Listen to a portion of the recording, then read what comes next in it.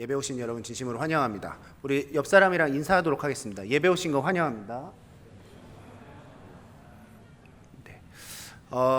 오늘 좀 많이 당황하셨을 텐데 주보에는 본문이 하나인데 두 개인가요? 하나죠. 두 개인가요? 네.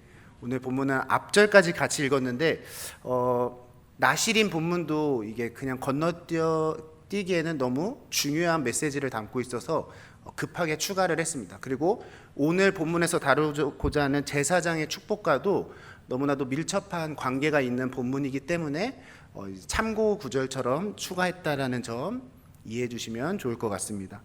그러면 먼저 1절에서 6절에 기록된 나시린법에 대해서 우리가 잠깐 먼저 다뤄보도록 하겠습니다. 여러분이 알고 있는 대표적인 나시린이 누가 있죠? 네, 삼손이 있죠. 네, 삼손이 자신을 스스로 나시린이다 이렇게 얘기했을 때 이 나시린이 의미하는 바가 뭘까? 근데 오늘 본문에서는 나시린의 의미가 뭐라고 기록되어 있냐? 스스로를 하나님 앞에 어떻게 한 자요? 거룩하게 드리기를 원하는 자들. 그렇죠? 나의 몸을, 나의 삶을 하나님 앞에 거룩하게 드리겠습니다 하고 나서 하나님이 명령하신 그 명령에 순종하려는 삶을 결단한 사람들, 그 사람들이 누굽니까? 나시린이라는 겁니다.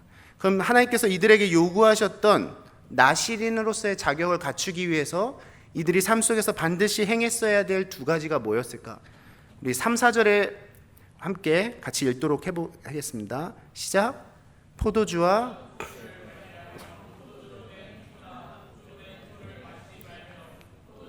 마시지 말며 생포도나 건포도도 먹지 말지니 자기 몸을 구별하는 모든 날 동안에는 포도에 솟아는 씨나 껍질이라도 먹지 말지며. 네, 여기에서 뭐를 멀리하라고 하고 있습니까? 대표적인 과일로 포도를 멀리하라고 합니다. 그리고 포도주와 독주를 멀리해라. 그런데 여기에서 멀리해라 라고 하고 있는 이 동사가 그 원어가 무슨 단어와 같습니다. 뭘까요? 혹시 아시는 분 계실까요? 멀리해라 이거랑 원어가 같은 오늘 본문에서 나오는 단어? 네, 이런 초롱초롱한 눈빛 좋습니다. 그게 나시린입니다. 멀리하다, 떠나다의 의미를 같은 단어를 사용합니다. 그렇죠? 그러니까 나시린으로서 결단을 한다면 뭔가로부터 자신을 떠나보내고 멀리하기로 된 자들, 그 첫 번째가 바로 포도주라는 것입니다.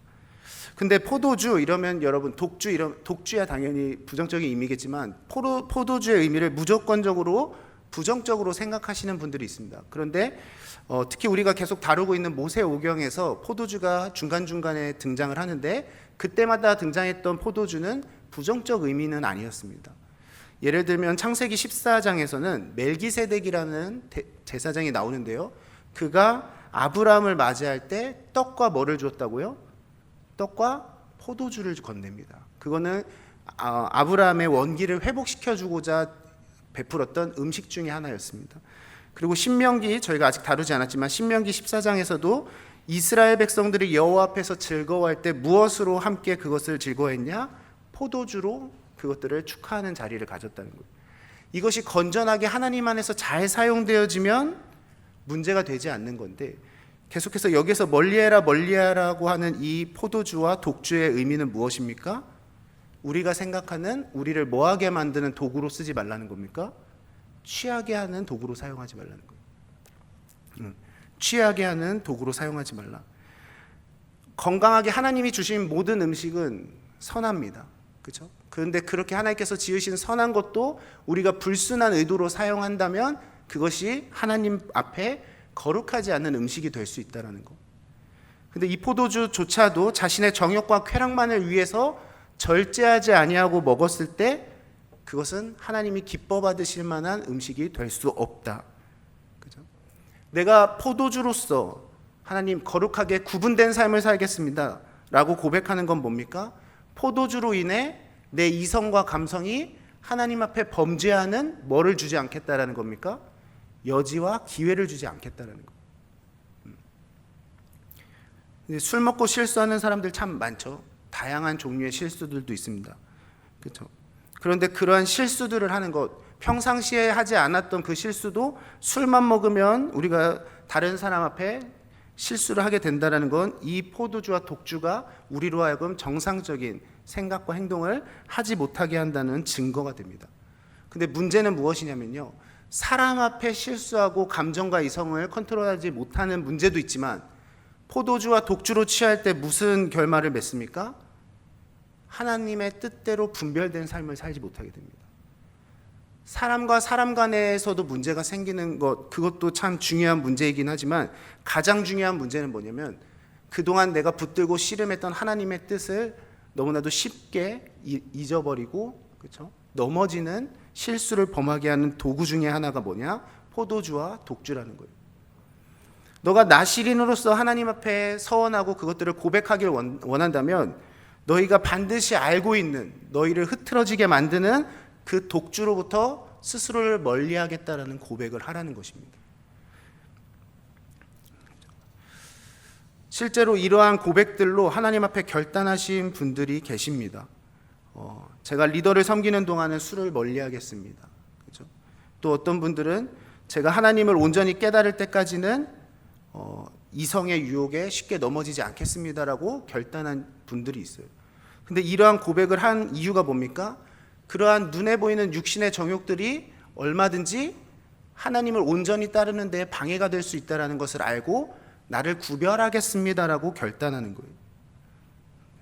이러한 결단이 오늘의 본문의 나시린들과 같은 고백이라는 것입니다. 근데 두 번째, 여기에 특징이 하나 있는데요. 나시린, 그러면 한평생만 바치는 사람들을 의미한다라고 생각합니다. 그러면 우리가 그러한 나시린의 이미지만 생각한다면 우리는 쉽게 우리의 삶의 거룩성을 포기하게 될 것입니다. 이해가 되십니까? 난 이미 한번 하나님 앞에 거룩성을 잃어버리고 서원을 깼으니 난 다시는 더 이상 하나님 앞에 거룩성을 드러낼 수 있는 삶을 못 산다라고 포기해버려요. 근데 그걸 포기할 수 없게 하는 본문이 있습니다. 4절을 다시 한번 보시면 뭐라고 고백을 하고 있냐면요, 자기 몸을 구별하는 모든 날 동안에는, 이렇게 되어 있습니다. 자신이 서원하는 기한이 있었다라는 것을 의미합니다. 그리고 그 기한이 끝났거나 아니면 그 기한을 지키지 못했을 때 다시 한번 하나님 앞에 결단할 수 있는 기회를 주시는 분이 누구시냐면 하나님이신 거예요. 네. 그런데 우리는 한번 거룩성을 잃어버렸을 때 그걸 너무나도 쉽게 포기하는 모습들로 하나님 앞에 반응하고, 오히려 나는 거룩하지 못하니 거룩하지 못한 이 상태 이대로가 내 모습이다 하고 살아가려고 발버둥 치는 사람들도 너무나도 많다라는 것입니다. 그런데 적어도 그리스도인이라 칭하는 우리들만큼은, 예수 그리스도의 보혈로 거룩함을 입었다라고 고백하는 우리는 이 은혜를 어떻게 하면 하나님 앞에 갚아드릴 수 있을까 했을 때 가장 거룩한 방법은 무엇입니까? 제가 나시린들이 하나님 앞에 고백했던 것과 같이, 하나님, 적어도 내가 이 시간만큼은 내 몸을 하나님 앞에 거룩하게 드리는 산 제물이 되기를 소망합니다, 서원합니다라는 그 고백을 하나님께서는 받길 원하신다는 거예요. 네. 꼭 포도주만을 의미하는 것이 아닙니다. 여러분을 하나님 앞에 온전히 따르지 못하게 하는, 하나님의 뜻을 거스르게 하는 모든 것들은 여러분에게 포도주와 독주가 될 수 있습니다. 내 삶에서의 포도주와 독주가 무엇인지 반드시 깨달아 적어도 나의 앞으로의 삶은 하나님 앞에 드리기를 소망한다면, 그리고 서원한다면 내가 끊어야 될 포도주와 독주가 무엇인지를 먼저 깨닫길 소망하시는 여러분들이 되셨으면 좋겠습니다. 두 번째는 무엇입니까? 나시린 되기 위해서 하지 말아야 될 행동 두 번째는 무엇이죠?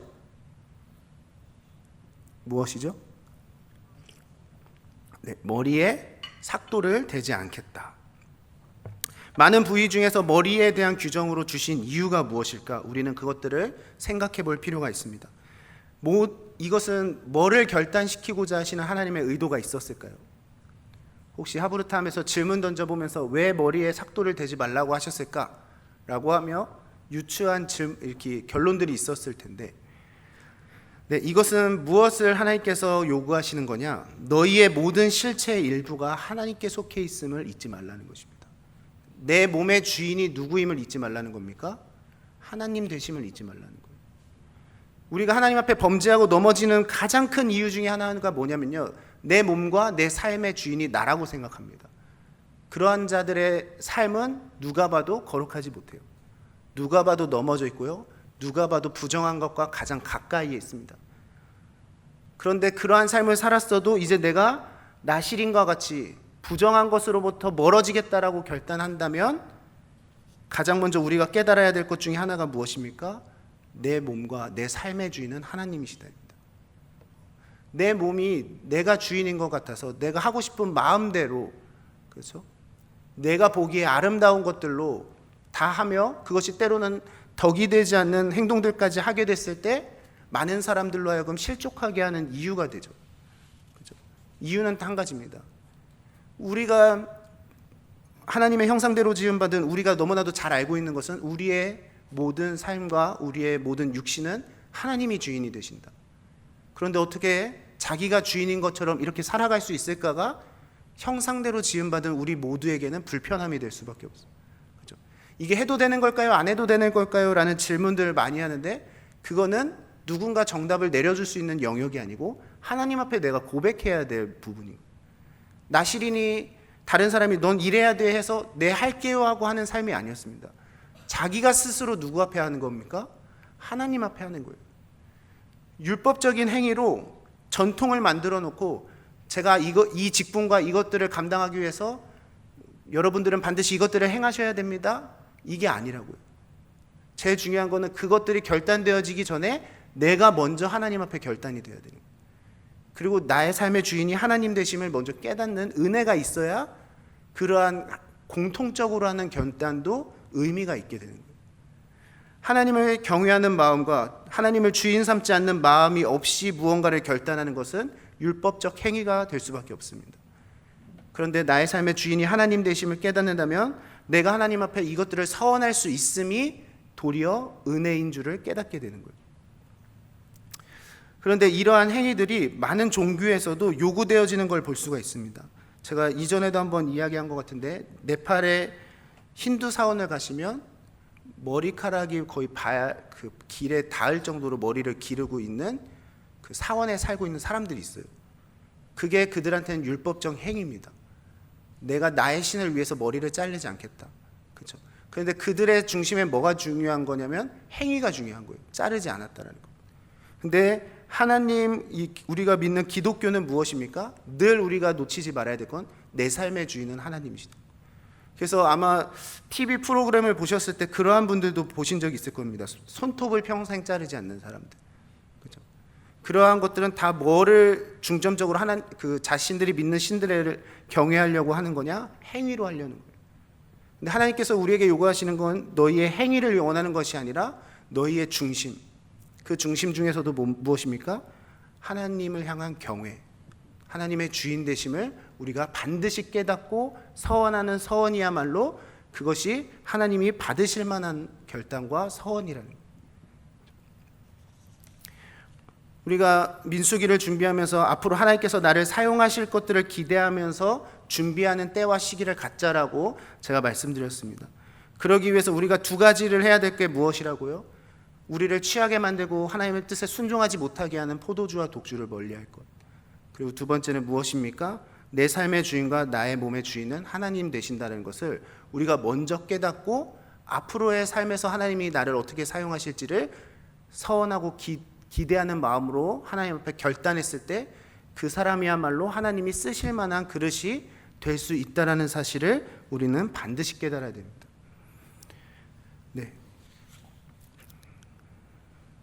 그래서 최근에 자신이 결단했다라고 얘기하면서 나눠주신 분들이 꽤 많습니다.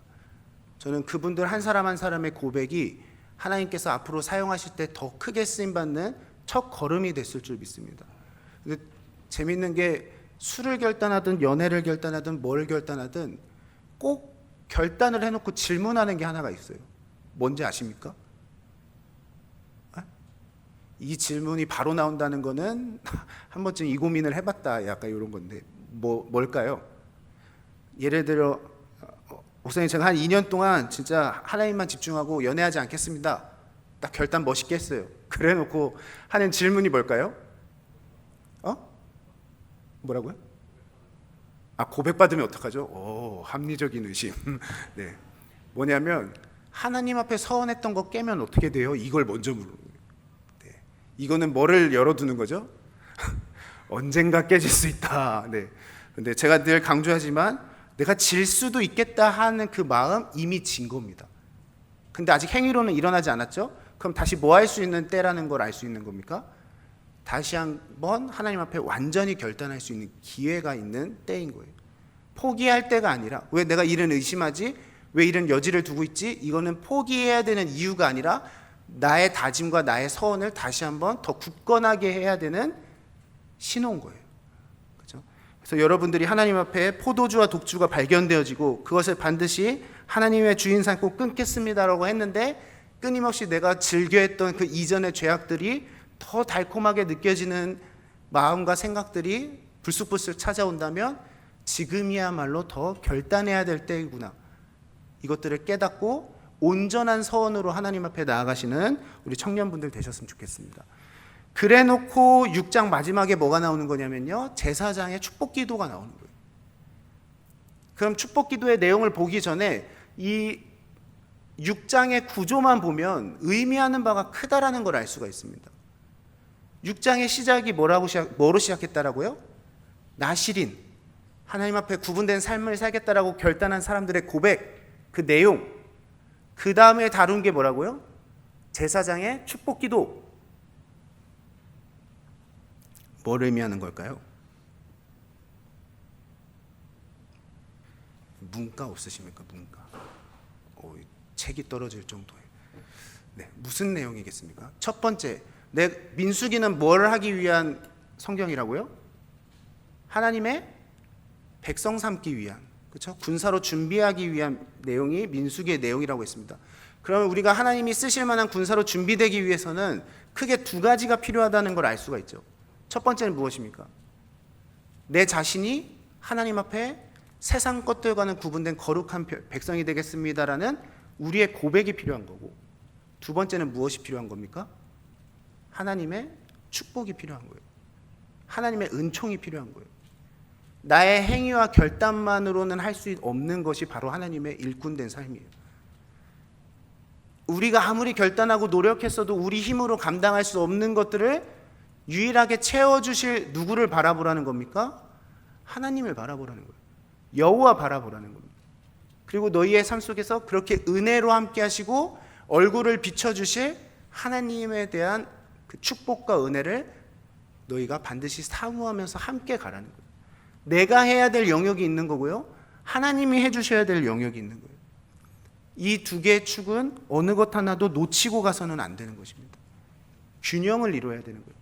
하나님의 은혜는 바라지만 내가 하나님 앞에 거룩함으로 살아내려고 발버둥 치지 않고 어떠한 것도 서원하지 않는다? 군사로서의 자격이 없죠. 나 스스로는 거룩하게 구분됐다라고 고백하면서 나의 신앙적 행위로 발버둥은 치고 있지만 하나님께서 부어주실 은혜에 대해서는 사모함이 없다? 그것도 반쪽짜리 신앙인 거예요. 군사로서 준비가 되지 않는 겁니다. 그런데 축복기도로 이것들을 준비시키셨다는 것은 이 모든 복과 은혜가 나 여호와 하나님으로부터 시작됨을 너희가 반드시 잊지 말고, 그러한 복이 너희의 삶 가운데서 임하게 될 것들을 뭐하라는 겁니까? 소망하라는 거예요. 22절부터 27절 오늘의 본문에 보시면 여호와를 지칭하는 표현이 6절에만 몇 번 등장합니까? 4번 등장합니다.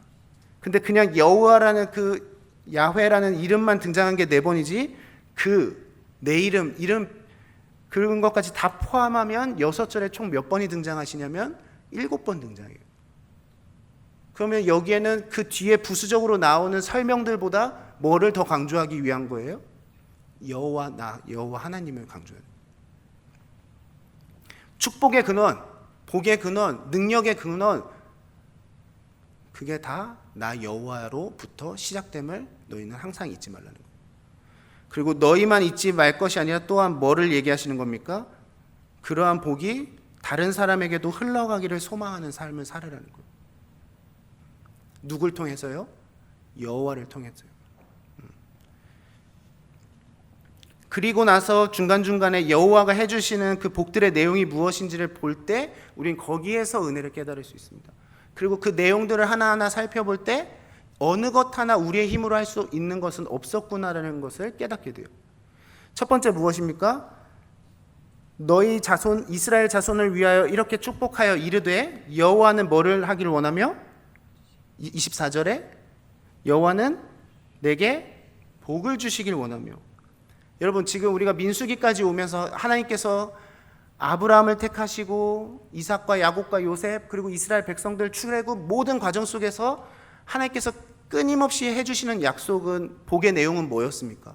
두 가지. 뭐였죠? 뭐와 뭐?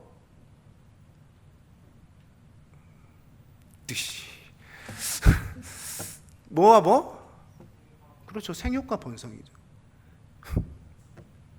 생육과 번성입니다. 네, 따라 하실까요? 생육과 번성입니다. 생육은 뭐라고 그랬습니까? 생명의 탄생, 자녀들의 출산. 이 모든 복이 누구로부터? 여호와 하나님으로부터. 번성은 무엇입니까? 풍요, 그렇죠? 배불리 먹음, 안정된 삶. 이것들을 부어주실 수 있는 분 누구라는 거예요? 여호와 하나님이라는 거예요. 그 시작이 아브라함을 택하시고 아브라함으로부터 시작됐지만 그 축복이 이스라엘 백성들 모두에게 흘러갈 것. 그런데 제사장의 축복에 뭐가 담겨져 있다고요? 그것은 나 여호와 하나님이 주실 수 있는 유일한 복이라는 거예요.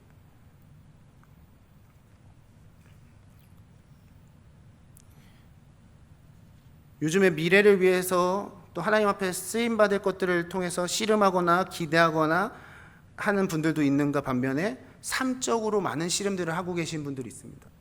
취업을 위해서도 씨름하시는 분들이 있고요. 학업과 또 연애 그 과정 속에서 힘들어하시는 분, 아니면 결혼 준비와 이 과정 속에서 힘들어하시는 분, 다양합니다. 삶이 다양하듯 우리가 힘드는 내용들도 다양합니다. 그런데 중요한 것은 무엇이냐? 그 과정 속에서 왜 우리가 계속해서 두렵고 떨려야 할까를 우리는 알고 넘어가야 돼요.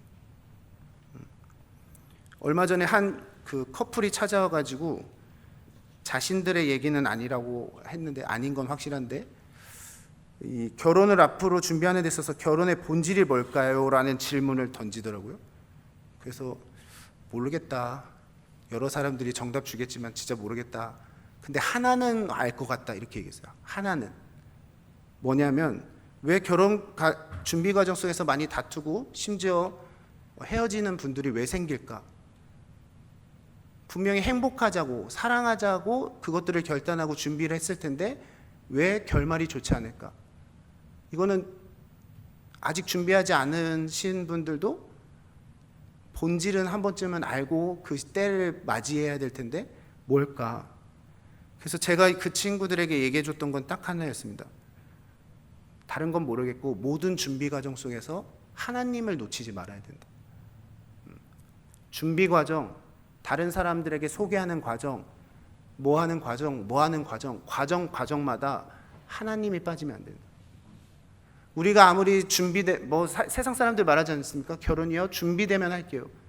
준비됨의 기준이 뭔지는 잘 모르겠지만 적어도 신앙 안에서 하나님이 주시는 복을 사모하는 사람들 안에서의 준비됨은 지금 나의 삶에서 하나님이 복을 주시는 하나님으로 인정하는 삶, 그거를 깨닫는 삶을 사는 것이 준비된 자의 삶이라고 생각하는 거예요. 근데 그 준비는 안 돼 있는데 세상적으로는 준비가 너무 많이 돼 있는 거예요.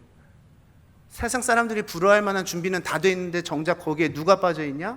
여호와 하나님이 빠져 있는 경우들이 너무 많아요.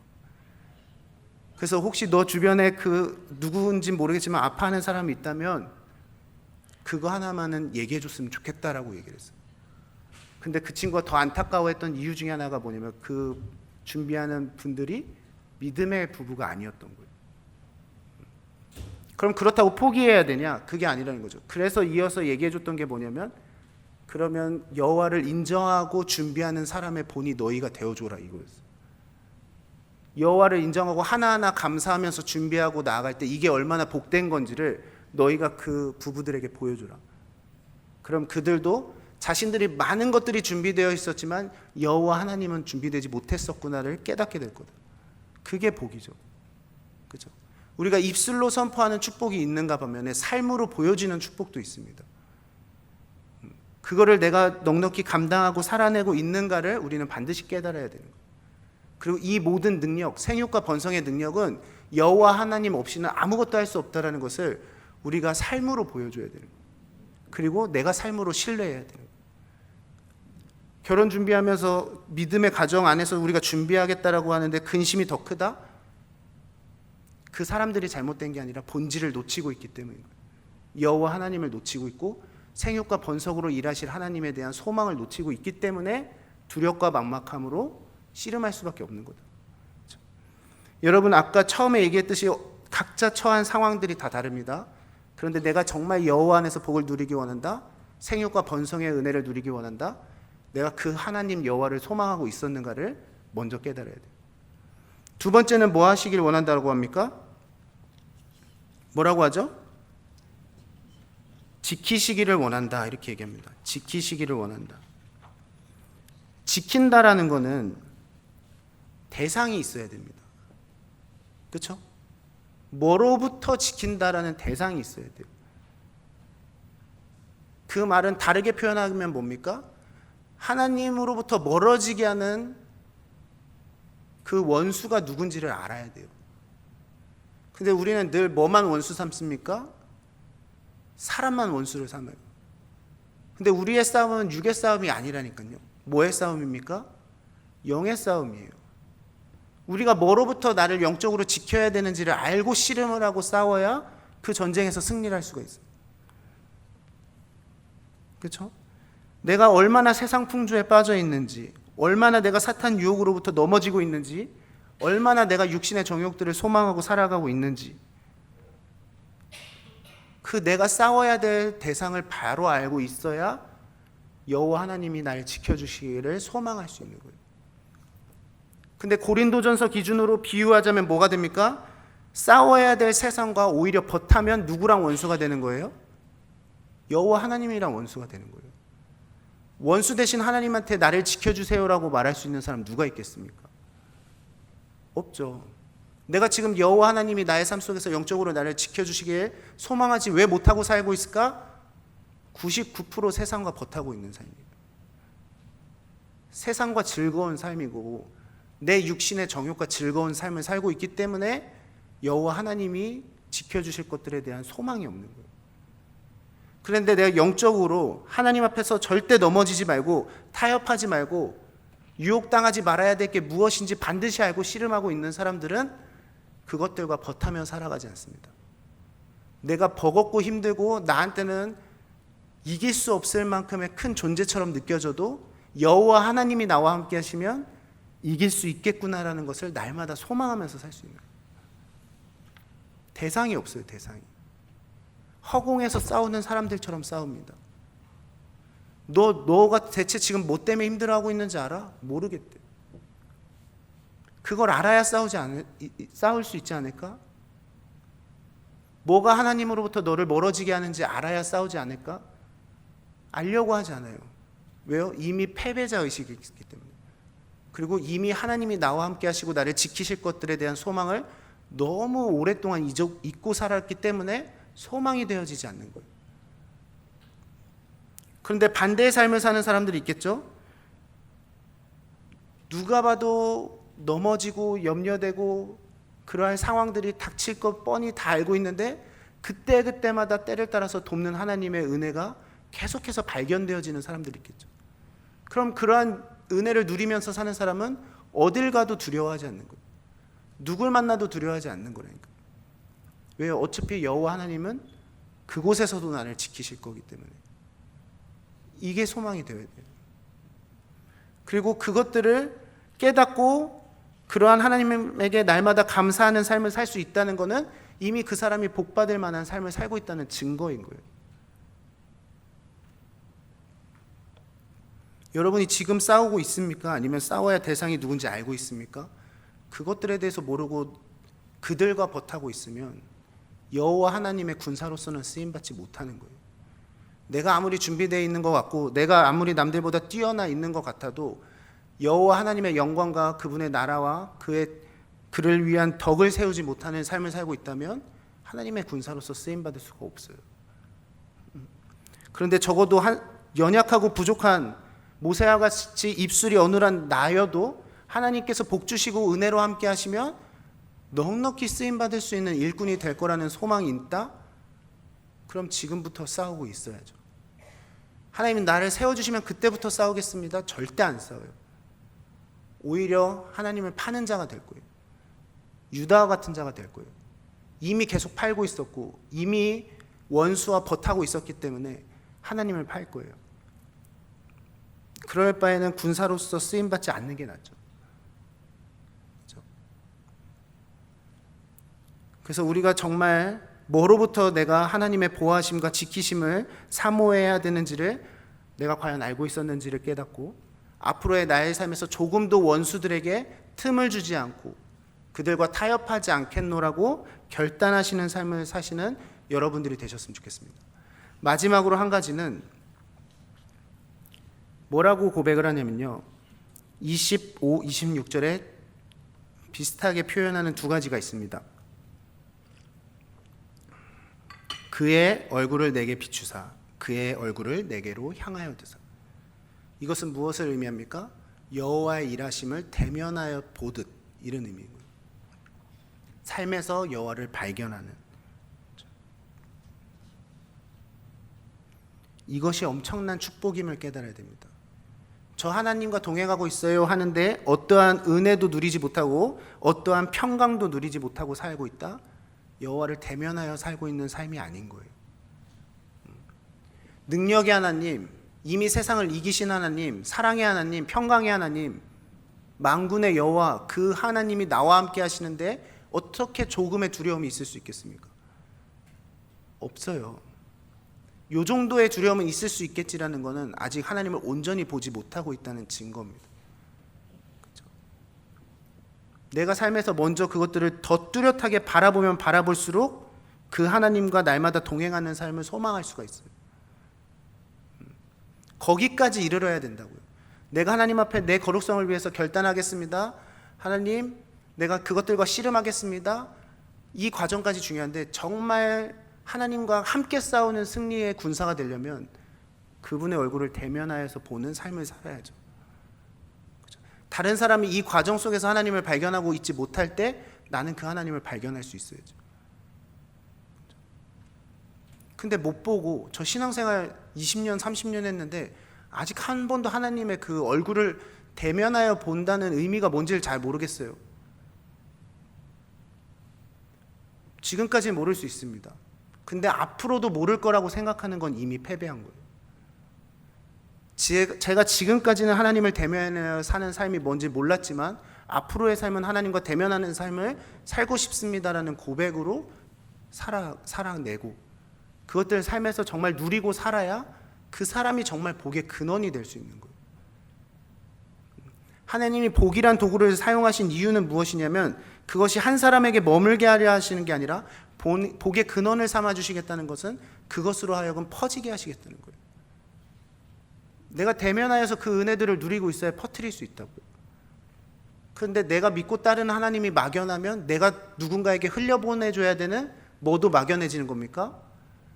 축복도 막연해지는 거예요. 그렇죠? 여러분한테는 하나님이 세상은 흉내낼 수 없는 권능을 주셨는데 그것은 바로 하나님이 다른 사람 삶 속에서도 복을 주시고 지키시는 하나님으로 역사할 수 있게끔 축복할 수 있는 능력을 주셨어요. 여기 있는 모든 사람에게 주셨습니다. 근데 내 안에 그릇이 깨끗해야 그게 진짜 하나님이 주신 능력대로 흘러갈 수 있어요. 근데 내 잔이 더러워져 있으면 절대로 선한 것들이 흘러갈 수가 없어요. 제가 어제도 입주 예배 요청받아서 갔었는데 이 본문으로 덕담도 나누고 기도를 했습니다. 이 집이 그리고 이 부부가 정말 하나님 안에서 먼저 복 주시는 하나님, 지키시는 하나님 경험하고 그것들을 흘려보내줬으면 좋겠다. 근데 또 다른 부부들도 있어가지고 같이 축복을 해줬어요.